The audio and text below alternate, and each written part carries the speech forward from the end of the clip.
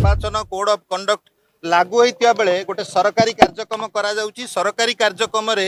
पद्म Fuller चिन्ह लगेकी करा जाउची तेणुक बीजेपी को वर्तमान निर्वाचन भय घारी वर्तमान सरकारी कलर अपव्यवहार करने आरंभ कर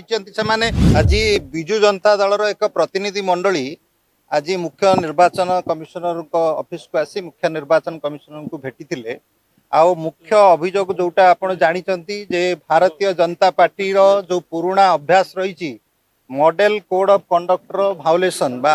आदर्श आचरण विधि उल्लंघन खोला उल्लंघन नुआपड़ा बारंबार देखा मिली एवं पूर्वर मध्य आसिकी आमे अभियोग करिथिलु एवं जानी शुणी सेठारे